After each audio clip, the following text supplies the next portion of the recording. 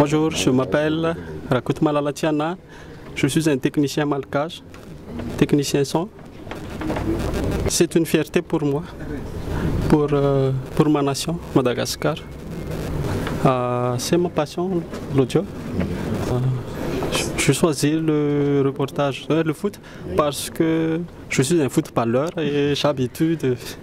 C'est pas difficile pour moi de faire le reportage. Oui. Au niveau du travail, oui, c'est pas facile. C'est pas facile le travail. Alors je suis très émue, je n'ai pas les mots exacts pour exprimer ce que je ressens à l'instant. Mais déjà, je suis très heureuse et puis je voudrais dire merci à France Média Monde, merci à RFI, merci à toutes les personnes qui m'ont soutenue, merci à la station régionale de la CRTV pour le Nord. Je suis une femme comblée à cet instant. Et puis je suis heureuse également de rendre hommage à Ghislaine Dupont et Claude Verlon parce que c'est deux grands reporters qui ont marqué l'histoire en fait. J'ai envie de dire que c'est l'accomplissement d'un long processus, mais j'ai envie de dire que c'est le début de quelque chose de marquant dans ma vie. Parce que avec ce prix, je me dis que je peux faire quelque chose. Si j'apprends encore plus dans ce métier, je peux faire quelque chose et je peux transmettre à ceux qui sont autour de moi. Et c'est exactement ce que moi je voudrais. Je voudrais comment dire, je voudrais raconter ce qui se passe sur le terrain, je voudrais rendre compte des faits et surtout je voudrais transmettre ce que j'ai appris à tous ceux qui sont autour de moi.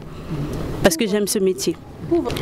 Déjà parce que j'ai une sensibilité, comme j'aime souvent le dire, j'ai un petit penchant pour les sujets d'intérêt humain. Parce que je trouve que le monde, dans sa globalité, il est fait de plusieurs différences. Nous sommes tous différents en fait. Et moi, je voudrais prôner l'acceptation de tous et puis prôner la différence, prôner l'amour, le partage et surtout la tolérance. Parce que dans ce monde, si nous sommes tous tolérants, je crois qu'on pourra faire quelque chose de joli ensemble. Et je voudrais surtout remercier l'association Les Racines de l'Espoir. Je voudrais dire merci à Sophie Gueye pour tout ce qu'elle fait pour ces enfants-là. Je voudrais ici dire que c'est une femme qui a un cœur énorme, qui partage beaucoup d'amour. Et puis, il faudrait qu'on soutienne ces enfants-là parce qu'ils ont besoin de nous. Il ne faudrait pas qu'on les rejette, mais il faudrait qu'on les aime. Et puis, c'est ça en fait. Je le dédicace sans réfléchir à ces enfants. Sans réfléchir, je leur dédicace ce prix-là. Et j'espère qu'il y aura beaucoup de journalistes qui sortiront de la Maison de l'Espoir. Donc je suis Cécile Mégy et je suis la directrice de Radio France Internationale. En 2013, après l'assassinat de Ghislaine et de Claude, de Ghislaine Dupont et de Claude Verlon dans le nord du Mali, à Kidal, le 2 novembre 2013, nous avons cherché le moyen non pas d'effacer cette douleur qui est toujours présente aujourd'hui 9 ans après, mais de transformer cette douleur, et on a l'habitude de le dire, la présidente de France Média Monde, Marie-Christine Saragosse, de transformer cette douleur en quelque chose de fécond. Et nous avons donc créé cette bourse avec des partenaires, l'Institut national de l'audiovisuel, l'école de journalisme de Sciences Po et les services de la formation de Radio France Internationale, pour qu'une jeune génération de journalistes, de reporters, de techniciens d'Afrique francophone puissent, dans les pas de Ghislaine et de Claude, avec les mêmes exigences qu'eux, avec la même passion qu'eux pour ce métier de journaliste de terrain, les mêmes exigences, puissent marcher dans leurs pas et au nom de Ghislaine et de Claude, en leur rendant hommage, soient lauréats de cette bourse Ghislaine Dupont et Claude Verlon. Et maintenant, ça fait 9 ans, c'est la 9e édition aujourd'hui.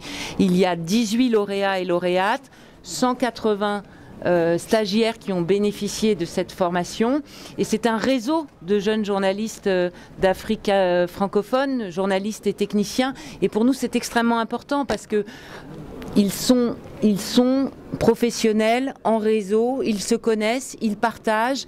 Et donc là, on constitue un véritable réseau panafricain qui peut que prospérer et être fidèle à ce qu'étaient Ghislaine et Claude. Moi, nous avons souhaité, et pour être fidèles aussi au travail que faisaient Ghislaine et Claude dans le nord du Mali lorsqu'ils ont été assassinés, ils travaillaient sur la réconciliation. Donc nous avons souhaité que cette thématique soit celle qui soit proposée, notamment aux journalistes, pour le travail qu'ils ont à rendre à l'issue de ces 2 semaines de formation.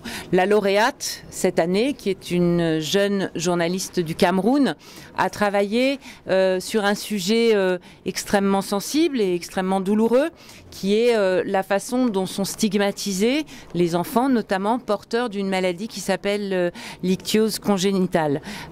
Ces enfants, cette maladie qui est appelée la maladie du crocodile, ces enfants sont stigmatisés, ils ne sont pas acceptés dans les écoles, leurs familles les cachent, et elle a réussi à obtenir des témoignages extrêmement touchants et de l'espoir, puisque un des jeunes garçons qu'elle a interviewé est admis aujourd'hui dans une école parce qu'il a été soutenu par une association qui aide à l'insertion de ces enfants.